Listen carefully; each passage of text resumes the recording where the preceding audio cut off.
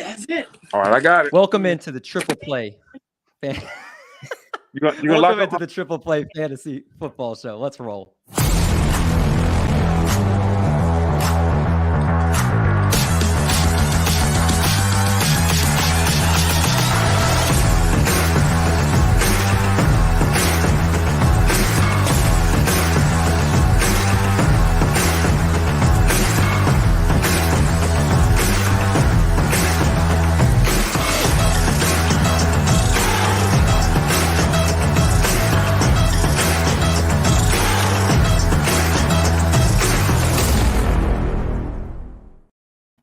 What's going on, everyone? Welcome back to the podcast. Welcome into another episode of the Triple Play Fantasy Football Show, a proud member of Fantasy Points and the Fantasy Points Media Group.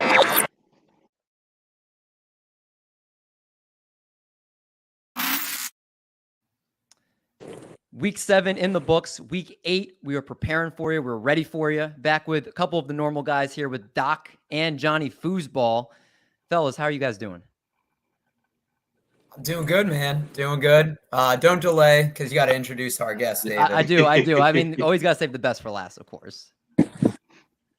But yeah, you guys see the guest on the screen. Without further ado, we welcome in a man that whether he wore double threes or double zeros, he was always swaggy. This 14-year NBA vet is an NBA champion, looks fly in a suit, and speaks that sweet fantasy football language. Welcome back to the show, our guy, Brendan Haywood. What's up, man? What's going on, man? Hope it's not too loud in here, man. I'm in the car with the fam, and got my baby girl in the background crying a little bit. Hey, it's all good, man. It's all good. We're just pumped to have you back on the show. But before we do anything, Brendan, I owe you a big apology, and I'm going to own it. I'm going to take my L. I remember right before you left us last time, I recommended that you pick up Ronald Jones. And that maybe you didn't remember that, and I shouldn't have said it. But that's a big L that Doc and I will both wear on our chest. But I did look at the Scott Fishbowl standings, and I think you're in the top like 800 or so. Did you check this morning? Yeah, but like, is that even good? So I mean, there's 3,000 something people in it. So I mean, you're in the top third, and you need 13 wins to get in. I think. Getting that for sure. Oh, right. How many you got right now? Say what? How many wins you got? I just won the other day. Are you talking about the total wins? Yeah, I think it's because you get one win if you win your head-to-head, and then one win if you get over the median score. But you know what? I can just check that for you because I think they have it on the standings here. So if I remember correctly here, Brendan Haywood, NBA TV, you are in 861st place, and you have 9 wins already. So he has 9 wins already. We may have lost him. It's okay. Yeah, Brendan's got 9 wins. He'll be back on here. That's one thing's that's fun about live broadcasting here. But Brendan's got 9 wins, and almost everything are doing decently well. Brendan's back. Yeah. So I got 9 wins, but I got that boost coming in because now ETN got the job to himself. So I got ETN and Saquon, so I'm about to go on a roll. You got ETN and Saquon? Oh yeah, I bet big. Scott Fishbowl. I went my quarterbacks early, and I was like, man, listen, let me get Herbert's not paying off for me like I thought, but I was like, in the Superflex league, and they got all types of crazy rules for efficiency. I was like, let me get my quarterbacks early, and then I get my running backs along the way, and I just picked up some great value. I love it. ETN, I think, is primed for a big second half of the season. We were going to maybe talk about a couple of them. Season highs in snap percentage, over an 80% snap percentage. Also a season high in, I believe, in yardage on the ground. Tied a season high in carries, and also tied a season high in red zone attempts as well. So he looks really good in the second half here. The fact that you have him and Saquon, man. How are your receivers looking in Scott Fishbowl? I'm looking all right because I got upside. I got Mike Evans. I got Olave, Brandon Cooks. So I'm not the strong. My receivers are just okay, but Olave's coming on strong, so I like that. Yeah, Olave obviously been the number one target for the Saints here. and there's plenty of room for you to climb the standings. As I think, did you have any injuries hit you over this last week? I know myself included. I lost Brees Hall. Obviously people lost Javonte Williams earlier on this season. Did you lose anybody in any of your big leagues? Oh man, in my number one home league, I lost Brees Hall. That killed me. So I lost Brees Hall, Njoku, and Mike Williams. So I won the game, but it was a somber Sunday. Oh my gosh. Are you in first place in that league? No, I'm not, and so I'm fighting my way up. It's an uphill battle, but I feel strong. I'm 3-4. You know what I'm saying? I feel strong for where I am with ATN and Kamara and some of my other wide receivers like Waddle, AJ Brown coming off by. So I'll be all right. I love how you just lost 3 starters, but you have like all these people in reserve ready. Hey, man, you got to be deep in fantasy, man. You got to be deep. I love it. So let me ask you, we're at the midway point. There were some guys we talked about before, high on, low on. What were some of your best picks that you have a ton of them everywhere? And what were some of your worst picks so far? Best picks, obviously, Saquon Barkley. Anywhere I could get him in the second round, I got him.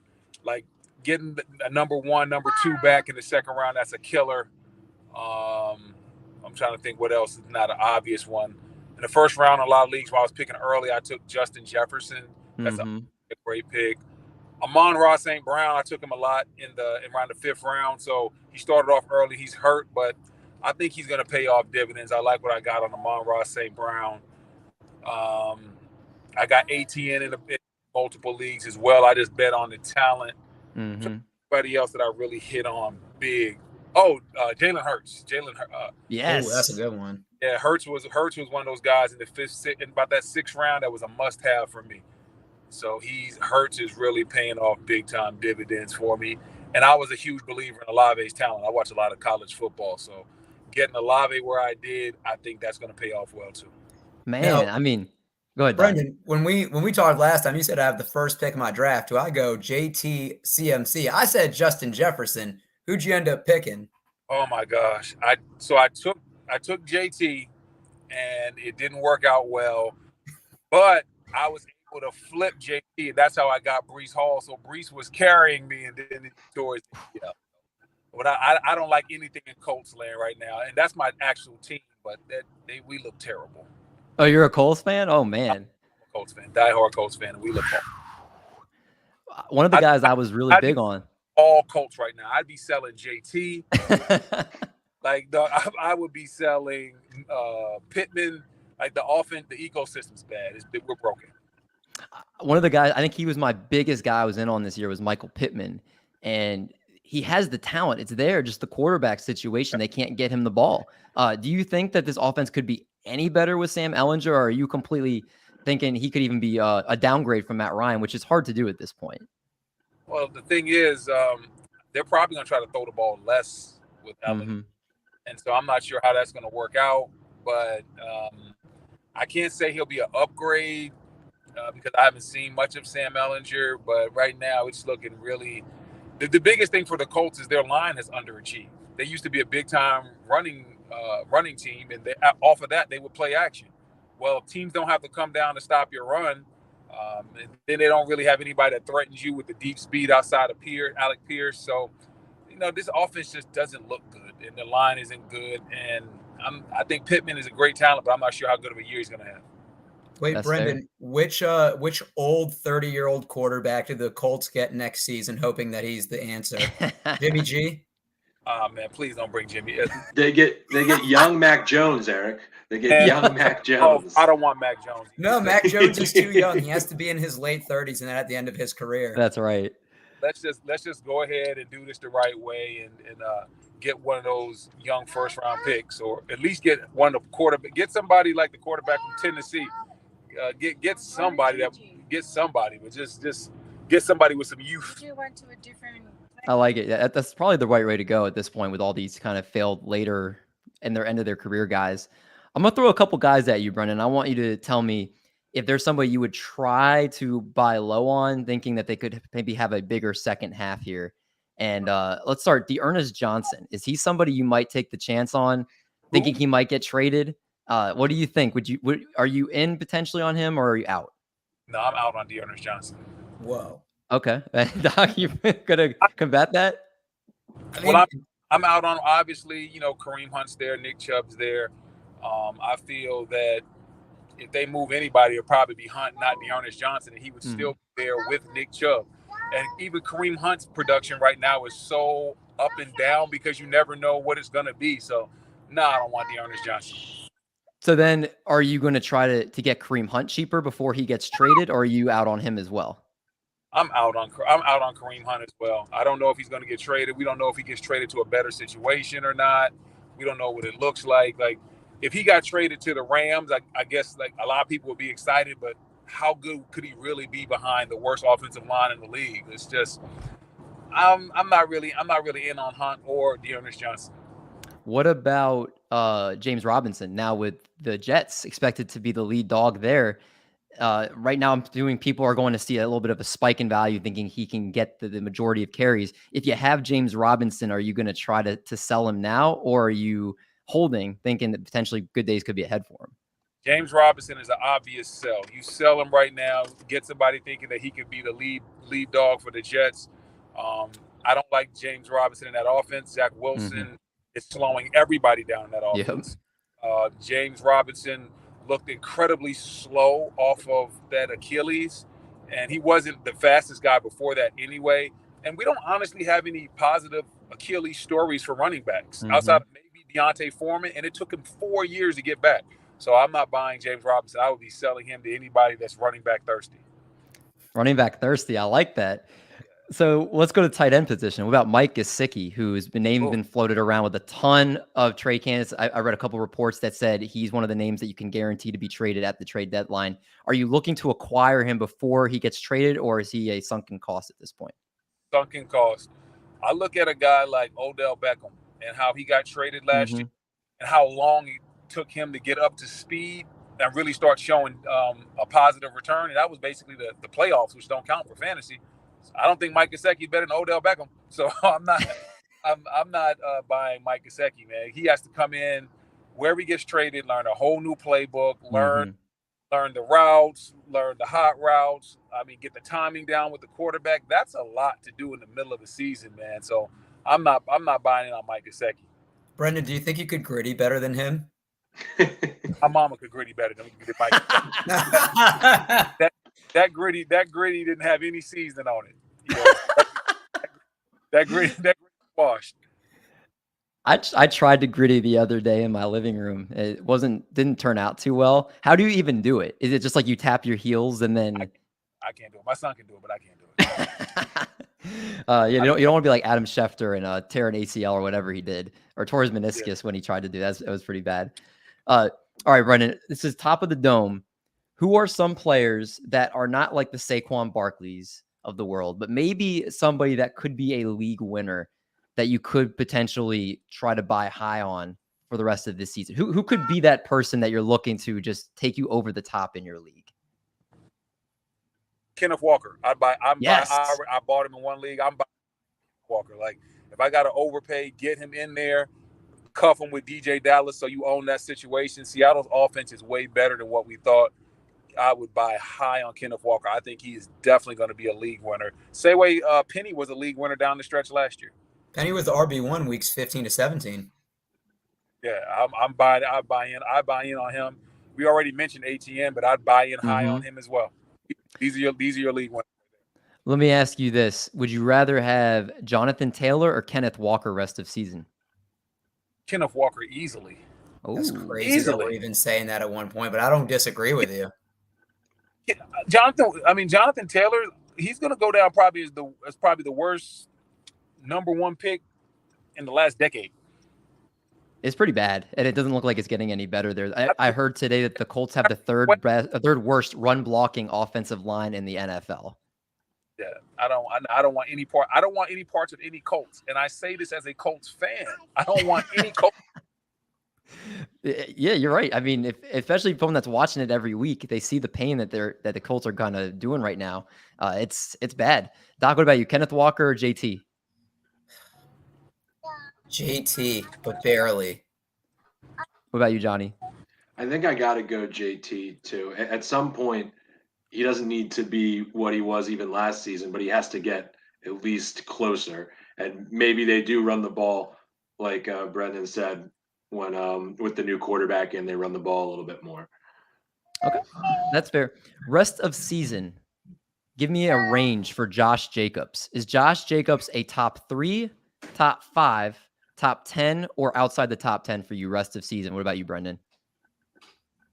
I got him top 10. I don't think he's gonna be top 3, but I got him top 10 for sure. Top 10. So Top 10. I have him in the top 5. The only people I have ahead of him: Saquon Barkley, Nick Chubb, Christian McCaffrey are like the definite 3 I have. What about Eckler? And Eckler. So thank you, Eckler. That was the one I was forgetting. So he's number 5 for me. I can see it. I'm just being safe. I put him at 10. I didn't have him at 3, but I just being safe. I put him at 10. But I can agree with 5. Okay. I mean, I think that's kind of like we're in that 5 to 10 range. I think that's kind of where he's settling in. John, you're the Raiders fan here. I don't think any of us saw this coming from him. What are your thoughts? I'm more pessimistic on him than anybody else, just because he's quite literally never done this before in his entire career. So it's really a renaissance here in a contract year, and I'm not sure if he gets a 4th game in this string or a 5th game in this string. Did you say, Doc, I think you put it out on Twitter, he's the first player with 3 straight 30-point games since Todd Gurley? The first running back, yeah. First running back, 3 straight 30-point games since Todd Gurley. You also love the receiving volume. 20 targets the last 4 games. It's crazy for him. Where do you have him ranked, Doc? I'm going to say like RB7. Like this is going to be crazy. I like Aaron Jones better than him rest of year. Ew, no way. I'm with you, Brendan. I think that's. I don't know. I just have. They play the Bears once more. Aaron Jones always kills the Bears. I just like Josh Jacobs. I loved him before the season started. I have him in a lot of leagues. Just hasn't stayed healthy, and I just fear that injury bug is going to be coming at some point. That's fair. That's fair. Go ahead, Brendan. I'm sorry. No. I'm just on Aaron Jones. Well, let me ask you guys this. Then this is what last question I want to ask with the running backs here. If you have AJ Dillon on your team, are you cutting him, or are you hoping that there's something in the? I'm at the point where I'm kind of verge on cutting him. Brendan, what are you doing if you have any AJ Dillon? I'm trying to sell him to the Aaron Jones owner. See if that guy wants his handcuff. I'm definitely not cutting him, because if they up Aaron Jones's work, he hasn't proven that he can stay healthy with it. So AJ Dillon is, even though he's underperformed, but the Packers line is underperformed as well. The whole team, Aaron Rodgers, the receivers, even though everybody's underperformed, he's one of the few handcuffs where if something were to happen, you can plug him in and you can get level usage. So I'm not putting that on the wire. I'm trying to trade for maybe something off of the Aaron Jones owner's team. I think that's a great way to look at it. We talk about Alexander Madison. We talk about Tony Pollard. All these guys that are high in handcuffs. AJ Dillon could be in that category. So don't just drop him just to drop him. Try to get some. It's almost a slight to Pollard to put Dillon in the same category. I mean, it is. You're right. But just a high end backup kind of. I think he's in that category. Last thing we're gonna do, because I don't want to hold. I know Brendan, you got stuff to do. So Doc, you got a game that we're gonna play to see who's kind of the top fantasy dog up to this point. So go ahead. What's your game? Yeah, so it's going to be Family Feud style. I have the categories of quarterback, running back, and wide receiver. So what it's going to be is the top 6 fantasy performances from each player. So like we'll start with, like, for example, if I said top 6 tight end performances, obviously Kelsey's going to be 1 out of the 6. So it's 6 different. Brendan, which category do you want to start with? Quarterback, running back, or wide receiver? Let's go quarterback. All right, you go first. Give me one of the 6 quarterbacks that has a top 6 performance. Josh Allen. Josh Allen is 1. Go to you, David. Patrick Mahomes. Mahomes is 2. Lamar Jackson. Lamar Jackson is 3. Brendan, back to you. Don't take my guy. Don't take him. Joe Burrow. He's on one of my teams. 41 points. Joe Burrow, yes, sir. Joey B. David, we're back to you. Jalen Hurts. Jalen Hurts. That's 5. We're going to get 6. Tua. No. Brendan, we're back to you. This isn't individual performances. He had like that 5 touchdown game. That wasn't top 6. I don't know about that, Eric. Man, quarterback's been so bad. Yeah. Man, you said Lamar Jackson already? Yeah. I think I know it. I think I know who it is. It's got to be somebody completely random. Then I don't know. I don't have. Who is it? I'm gonna guess it's Jared Goff. It is Jared Goff. Yes. Yep, that one game That's- he had. All right. Yeah. So, I mean, David won that category. You guys want to roll with running back or receiver next, Brendan? You got a couple more minutes? Yeah, I got like 2 more minutes. All right. All right. Running Running back. backs or receiver next? You choose. I'm gonna go with I'll go running backs. All right. Brendan, you start. Top 6 performances by running back. I will go with Austin Eckler. It's number 1. David, to you. Saquon Barkley. Saquon Barkley's number 4. John? Is our guy Josh Jacobs on there? Our guy Josh Jacobs is on there. Brendan, All we're right, back back to to you, Brendan. man. Nick Chubb. Nick Chubb, the 5th one. We got 2 left. Is Kenneth Walker after his last game? Kenneth Walker's not on there, David. Johnny, to you. This is PPR scoring, by the way. We got the 3rd and the 6th answer left. DeAndre Swift. DeAndre Swift is not on there. Brendan, can you name one out of the last 2? King Henry. No. Oh. Wow, we all took that over. We got Leonard Fournette, the game against the Chiefs, and we got Aaron Jones, the game against the Bears. Wow. Okay. Wow. Hey, I want to, on that note, Brendan, man, always a pleasure having you on the show. You're our fantasy football, basketball crossover. It's always a pleasure having you, man. Thanks so much for the time. All right, man. Thanks, fellas. All right. See you, Brendan. All right, that's going to wrap us up here another week. Here, no betting this week as we just kind of wanted to hang out with our guy Brendan and do a little fantasy football talk. But guys, how's the rest of your week going? Everything else was good as we get to wrap up here. I don't talk to Maryland's you guys bowl eligible, so that's fun. That's a good thing. Doc, anything in your world here? No. Always pleasure chopping it up with Brendan.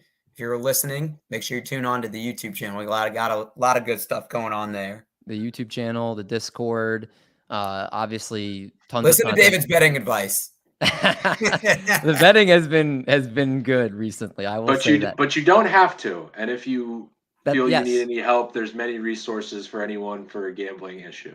Johnny's the best to have at the back end for that. Gamble responsibly. Do not put $800 on a Greg Dortch anytime touchdown. Yeah, certainly not a CJ Uzoma one, David.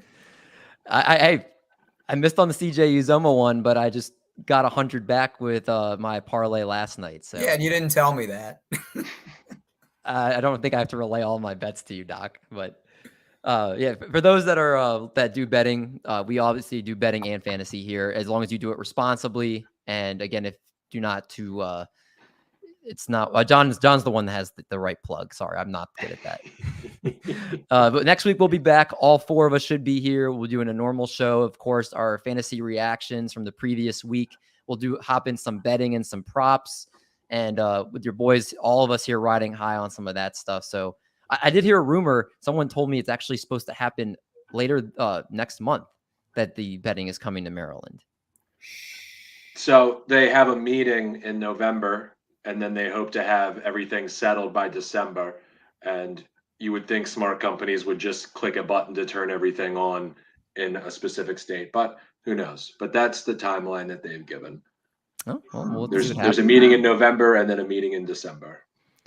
All right. Well, Albert, sorry to get to the comments now. Albert was here. NBA Rigged, our guy. Love NBA Rigged. Has a question about it. So I totally didn't see that. And Josh Jacobs, Raiders are still relevant. Making his fantasy teams look good. All right. For Johnny, for Doc. Oh, wait. We got one more here from Rigged. Astros or Philly? I think is it one of those situations where your heart says Philly? No, I saw a tweet. Somebody predicted the next 10 World Series. They did it 2 years ago. They got the first 2 right, and they picked the Phillies in this year. So are you serious? They did it in like 2019. They said your next 10 World Series champions. Can you send me that tweet? Yeah. When you ever get a chance? All right, for Johnny, that person. Yeah, for Johnny, for Doc, I'm D Mendy. We're gonna make like a bread truck and we're gonna haul these buns. Talk to you guys next week.